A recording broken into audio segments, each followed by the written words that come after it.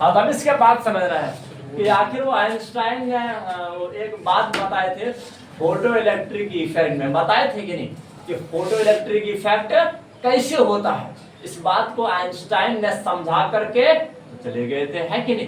तो किस प्रकार से अगर आपके रेडिएशन का फ्रीक्वेंसी अगर थ्रेशोल्ड से ज्यादा रहे तो याद रखना उससे क्या होगा, इलेक्ट्रॉन इमिट हो जाएगा ना रे। उसी को हम लोग कह रहे थे फोटो इलेक्ट्रिक इफेक्ट बोल रहे थे। क्या बोल रहे थे? Photo electric effect. अच्छा, उसके बाद तो कभी आइंस्टाइन से मुलाकात नहीं हुआ है, लेकिन पता है बच्चों अभी आइंस्टाइन से फिर से मुलाकात हो गया। तो याद रखना है आइंस्टाइन ने मास और एनर्जी के बारे में कुछ ऐसा रिलेशन बताया ना, पूरा दुनिया हैरान हो गया बच्चों। याद रखना है, देख लीजिए थोड़ा सा हम हेडिंग लिख देते हैं, आइंस्टाइन्स। देख लीजिए आइंस्टाइन्स मास एनर्जी रिलेशनशिप।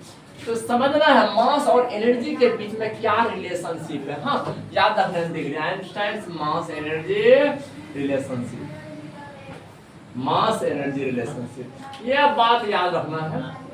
देखिए आइंस्टाइन का यह मास और एनर्जी के बीच में किस प्रकार का संबंध है, कि कैसा संबंध है नहीं है। हाँ, तो इस चीज को समझना। आइंस्टाइन ने यह बात बताया कि mass is equivalent to the energy and energy is equivalent to the mass. हाँ, मतलब बच्चों यह बात बताए कि एनर्जी मास है, मास एनर्जी। हाँ, mass is the form of energy and energy is the form of mass. mass energy का रूप है, energy mass का रूप है। तो बड़ा तगड़ा ये बात तो सबको बड़ा अजूबा लगा है कि, और बिल्कुल इसी ईयर 2026 में बच्चों तो इस पर क्वेश्चन आया कि 1 ग्राम यूरेनियम में कितना एनर्जी होता है। बड़ा इजी क्वेश्चन था, है कि नहीं।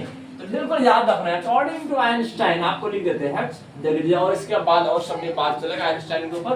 तो समझना है अकॉर्डिंग टू आइंस्टाइन, देख लीजिए इस आइंस्टाइन के अनुसार याद रखना है मास is equivalent form of energy, equivalent form of energy, यह बात याद रखना है, इक्विवेलेंट फॉर्म ऑफ एनर्जी। देखिए and energy is equivalent form of mass. याद रखना है कि मास एनर्जी का रूप है, एनर्जी मास का रूप है, दोनों एक दूसरे से मिला हुआ। तो याद रखना है, देख लीजिए एंड एनर्जी इज, समझना and energy is equivalent form of mass. देख लीजिए इक्विवेलेंट फॉर्म ऑफ मास, देख लीजिए। हाँ, तो इस एनर्जी और मास के बीच में जो रिलेशन दिए वो बहुत अच्छा था। और क्या आइंस्टाइन ने कहा दिया कि इस चीज को प्रूव भी कर सकते हो, इतना ही एनर्जी निकलेगा, है कि नहीं, जितना एनर्जी आइंस्टाइन बताए। आइंस्टाइन जो भी काम किया था, बहुत सारे साइंटिस्ट इसके फॉर्मूला को, इसके प्रिंसिपल को डिस्प्रूव करने के लिए क्या कर भिड़ गए थे, लेकिन किसी ने डिस्प्रूव नहीं कर पाया। क्योंकि यह जानते हो कोई भी बात बताते हैं तो ऐसे नहीं कि बिना सोचे समझे इसके जुबान से निकल गया तो बता दिए, तो ऐसा नहीं करते, सोच समझ करके एक्सपेरिमेंट के साथ तो हर तरफ से प्रूव करने के बाद ये कोई बात बताते। और जितना भी पेपर सबमिट करते सब सक्सेसफुल होता। इसीलिए आइंस्टाइन को जानते हो कि वो ऑलवेज के लिए, हमेशा के लिए ग्रेटेस्ट साइंटिस्ट माना गया। हाँ, सबसे बड़ा साइंटिस्ट, याद इससे महान साइंटिस्ट कोई हो नहीं। तो जानते हो बहुत तगड़ा फैक्ट देते फोटो इलेक्ट्रिक इफेक्ट के बारे में, इक्वेशन ऑफ रिलेटिविटी के बारे में। तो बात ऐसे होता है। तो अब यहाँ पर देख लीजिए, अब ये मास एंड एनर्जी जो होता है किस प्रकार से रिलेटेड होता है, इस चीज को बताए थे। बिल्कुल याद रखना, देख लीजिए कि एनर्जी जो होता है, देखिए एनर्जी इक्वल्स टू द, देखिए यह वाला बात का ना एक छोटा सा क्लिप बना करके भेजा है। मतलब 1955 में हमारे आइंस्टाइन दुनिया से गए थे, तो उस टाइम में तो हर चीज आ गया था, है कि नहीं। तो एक छोटा सा क्लिप है, तुम लोग कभी यूट्यूब पर सर्च करना है कि आइंस्टाइन अपने जुबान से बोल रहा है कि energy equals to the product of mass and square of the speed of light. बच्चों ये वाला बात बोल रहा है कि नहीं? याद को देखो, इस बात को समझना कि energy equals to the product of mass, देख the product of mass and square of speed of light, and square of speed of light, speed of light. तो याद रखना है, देख लीजिए स्पीड ऑफ लाइट मतलब कि ये जो एनर्जी जो होता है वो मास का प्रोडक्ट है और स्पीड ऑफ लाइट के स्क्वायर का प्रोडक्ट है। E बराबर mc², ये समझना है। यहाँ पर देख लीजिए तो समझ, जहाँ E किसको दिखा रहा है? टोटल एनर्जी को दिखा रहा है, या टोटल एनर्जी को दिखा रहा है, और m मास को दिखा रहा है, याद रखना है। और से स्पीड ऑफ लाइट है, speed of light, speed of light इसका वैल्यू कितना होता है बोल दो कि 3 × 10⁸ मीटर प्रति सेकंड, इतना स्पीड ऑफ लाइट होता है।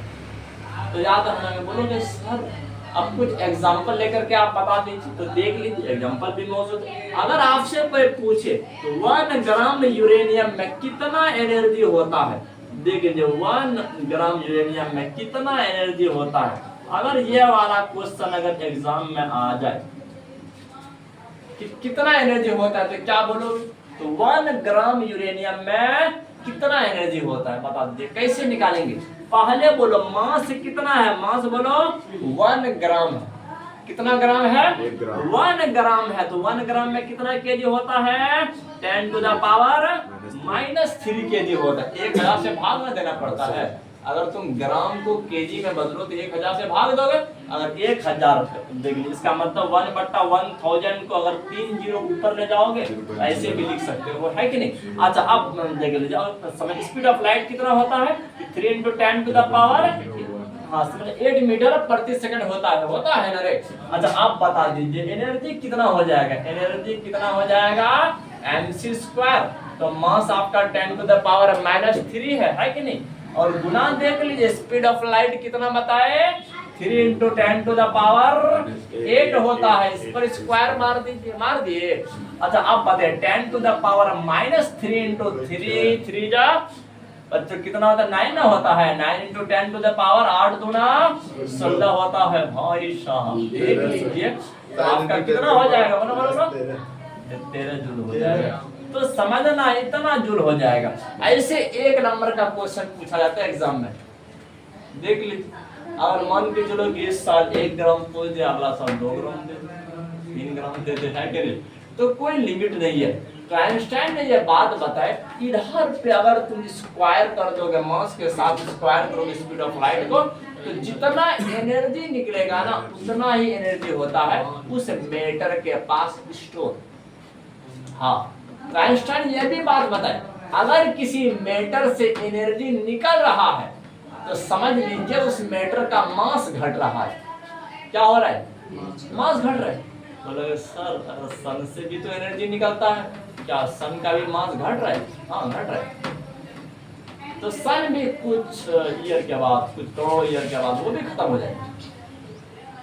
हाँ, आखिर यह बात कैसे पता चला कि एनर्जी निकलने के बाद मास घटता है?